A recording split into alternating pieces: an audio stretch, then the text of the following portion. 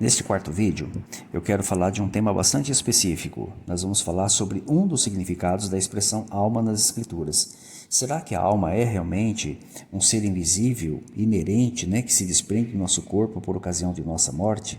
Ou que liga o nosso corpo por ocasião da nossa concepção ou nascimento? Esse texto de 1 Reis, capítulo 17, tem sido usado por muitos como uma prova disso. Eu vou mostrar para vocês que o sentido correto aqui, na verdade, é apenas vida, que o menino ali, ao qual Elias orou a Jeová, ele simplesmente morreu e voltou a viver. A vida dele voltou ao seu corpo, como está no texto aí. Não vou ler tudo, porque senão o vídeo vai ficar muito pesado, ficou um bom tempo aberto aí para você ver. A mesma palavra que nós temos aqui ocorre também em outras centenas de vezes e foi traduzida nessa mesma Bíblia que você está vendo aqui, também por vida, ok? E eu vou mostrar isso para vocês daqui a pouquinho. Eu tenho aqui o dicionário da CPAD, o famoso dicionário Vini. Veja como que ele define o significado da palavra alma. Olha aqui, ó. A palavra que ocorre é essa aqui, que você vai ver daqui a pouquinho na Bíblia hebraica, tá? Nefesh, olha lá. Alma, ego, vida, pessoa ou coração, né? Tá? Não tem nada a ver com ser vivo, distinto do corpo humano ou qualquer coisa assim, tá bom? Ok? Vamos pegar aqui então a Bíblia hebraica e vamos ver algumas dessas ocorrências. Depois vamos voltar na Bíblia pentecostal novamente, tá? Eu estou aqui aberto no livro de Gênesis, capítulo 9, versículo 4 e 5. Eu vou abordar aqui de forma bastante simples, só aquelas palavras-chave, para não complicar aí para você a sua visão, tá bom?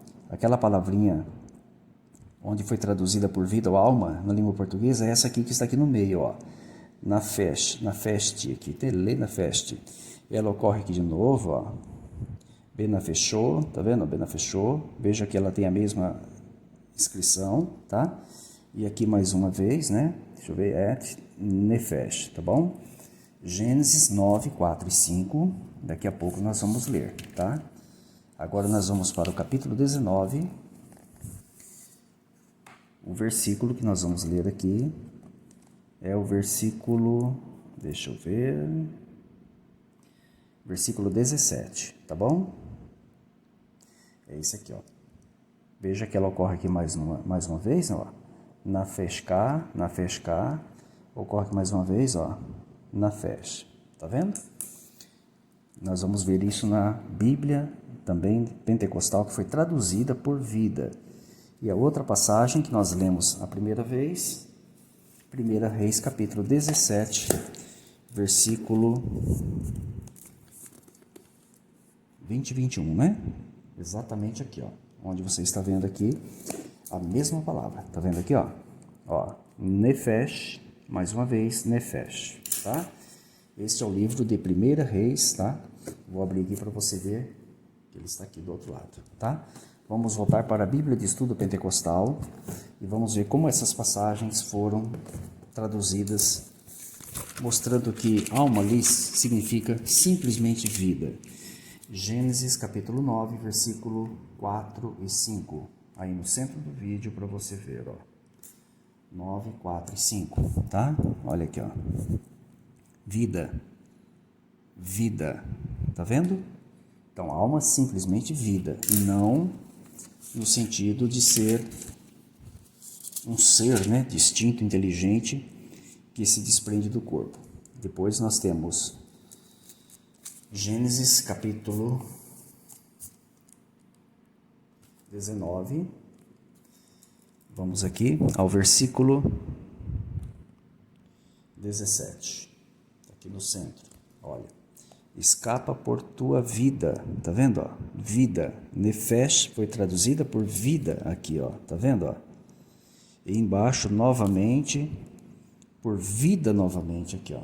Você está vendo aqui na ponta da caneta, por vida, no versículo 19, ó, vida, tá? Não sei se eu citei o versículo correto ali no vídeo anterior, no versículo 19, para ser mais preciso, vida, mais uma vez aqui em cima, vida, exatamente a mesma palavra que você encontra lá em 1 Reis, que nós acabamos de ler. Então, qual é o sentido aqui que nós temos em 1 Reis, capítulo 17? Voltando àquele versículo, olha aqui, ó.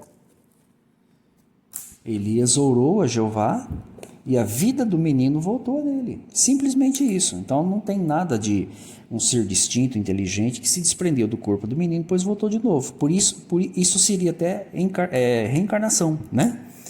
Na verdade, o menino aqui teria sido encarnado e reencarnado, né? Uma coisa que a Bíblia condena, evidentemente, tá bom? O próximo vídeo eu vou falar sobre o outro sentido de alma, também segundo as Escrituras. Neste quinto vídeo, eu quero mostrar para vocês, ainda sobre a questão da alma, o seu outro significado, o seu segundo significado, né? Como indivíduo ou como um ser, tá? Eu estou aqui no livro de Gênesis, capítulo 2, versículo 7, na Bíblia de Estudo Pentecostal da CPAD.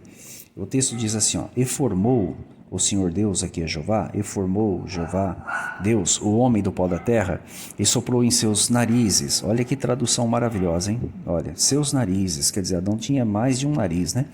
Então, correto aqui é narinas. E soprou em suas narinas o fôlego de vida, e o homem foi feito, ou veio a ser uma alma vivente, como está na tradução Novo Mundo. Aqui pouco muda o sentido.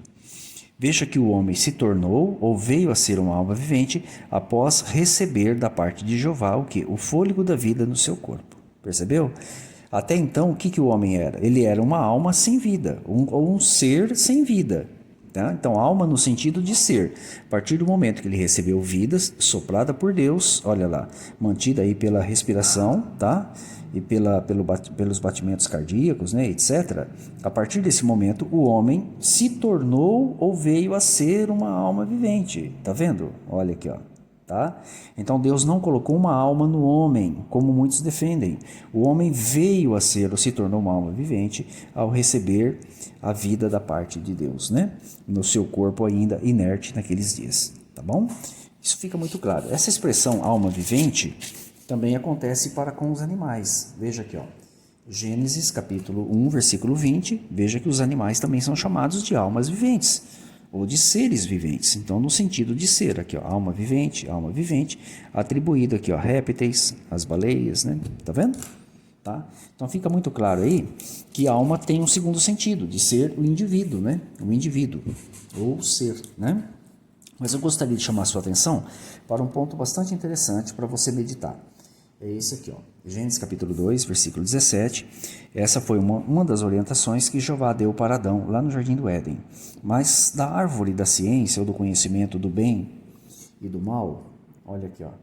Não comerás, porque no dia em que dela comeres, olha lá, certamente morrerás. A orientação de Jeová foi muito clara. A desobediência de Adão poderia levá-lo à morte, ou seja, Adão morreria, ele deixaria de existir. Não há nenhuma orientação além disso aqui da parte de Jeová para com Adão. Bom, nesse ínterim, olha aqui o que aconteceu. Só vou pegar a parte aqui que Eva respondeu à serpente, tá? Olha aqui, ó. Senão o vídeo fica muito longo, tá? Então diz aqui, ó. Então Eva respondendo à serpente quando foi tentada, né? Olha lá, mas do fruto da árvore que está no meio do jardim, disse Deus, não comereis dele, nem tocareis, para que não morrais. Veja que a orientação continua a mesma. Isso a serpente aqui, representando Satanás, disse à mulher, certamente não morrereis. Então Jeová diz que Adão morreria se o desobedecesse. Agora o diabo vai lá e diz que não morreria. Então a primeira mentira que foi contada no Jardim do Éden pelo diabo é de que o homem não morreria mesmo que desobedecesse a Deus. Em quem você acredita? Então, quando alguém defende que quando nós morremos, na verdade não morremos, só parte de nós está morta e outra está viva, ela está defendendo quem, na verdade? Está defendendo Jeová, que diz que o homem morreria? Ou ela está defendendo Satanás, que diz que o homem não morreria? Olha lá, não morrereis. E ainda falou de forma enfática, certamente não morrereis. Então fica muito claro aí que quando nós defendemos algo que a Bíblia não ensina, podemos estar aí claramente defendendo, né, a primeira mentira contada por Satanás lá no Jardim do Éden, e não Jeová, que disse realmente a verdade para todos nós. Está aqui a capa da Bíblia que nós usamos neste quinto vídeo. Neste sexto vídeo, eu quero falar sobre um assunto interessante. Nós vamos falar sobre a condição dos mortos. Como nós observamos nos vídeos anteriores, nós vimos que a orientação que Jeová deu para Adão é que ele morreria caso ele desobedecesse, né? E o diabo foi lá e disse que seria o contrário, que ele continuaria vivo, tá? Que foi a primeira contada lá no Jardim do Éden, e é uma mentira que perpetua até hoje aí, né, na mente de muitas pessoas. O texto de Eclesiastes capítulo 9, versículo 5, nos traz uma luz bastante interessante nesse texto. Diz assim, olha, porque os vivos sabem que hão de morrer, né? Assim como eu e você que está vendo esse vídeo sabe disso, mas os mortos não sabem coisa nenhuma. Veja, se nós tivéssemos um espírito ou uma alma inteligente, inerente ao nosso corpo, e que esta sobrevivesse à nossa morte, essas palavras não teriam o menor sentido. Por quê? Porque continuaria havendo inteligência ainda depois da morte. Mas a Bíblia diz que os mortos não sabem coisa nenhuma. E aqui Salomão não estava falando da diferença entre justo e iníquo, qualquer coisa parecida, não. Simplesmente a diferença entre quem está vivo e quem está morto. Apenas isso. Aí continua, nem tampouco eles têm jamais alguma recompensa. Deixa eu mostrar para você que aqui é o texto de Eclesiastes mesmo. Ó. Tá vendo? Ó? Eclesiastes, olha aí. Tá? Ó, mas a sua memória ficou entregue ao esquecimento. Quer dizer, então a memória da pessoa morta é totalmente apagada. Totalmente apagada. Ela não vai se lembrar de mais nada. Se houvesse uma alma, um espírito inteligente que sobrevivesse, evidentemente que a memória ou as recordações continuariam presentes. Mas a Bíblia diz que é tudo apagado, como você pode notar aí, tá? Aí o versículo 6 diz mais alguma coisa nesse sentido, 7, 8, 9, né? E o 10 conclui, olha lá. Tudo que tiver a mão para fazer, faz conforme tuas forças, ó, porque na sepultura, ou Seol, grave essa informação, para onde você vai, não há obra, nem indústria, nem ciência, nem sabedoria alguma, tá bom? Muito bem. Continuando ainda aqui, ó, capítulo 3, versículo 19 e 20, veja que sob inspiração de Deus, o que Salomão disse, olha, tudo que acontece aos filhos dos homens também acontece aos animais que estão à nossa volta, né? A mesma coisa também acontece com eles. Ó. Como morre um, também morre o outro. Todos têm o mesmo fôlego, todos têm a mesma força de vida. Olha aqui, ó.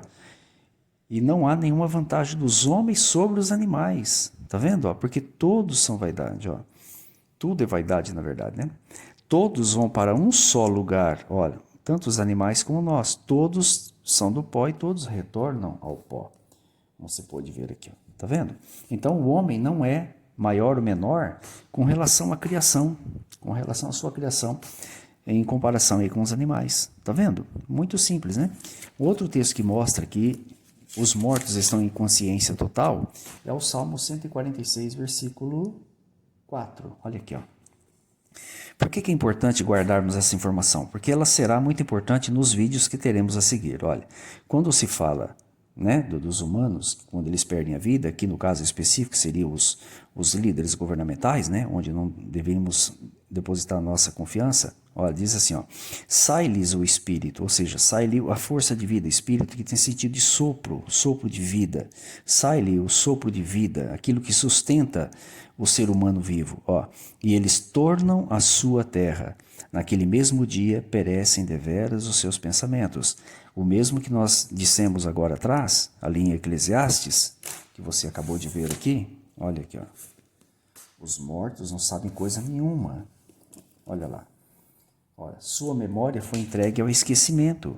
Então fica muito claro que os mortos deixam de existir e eles têm a sua memória completamente apagada. Não há lembranças.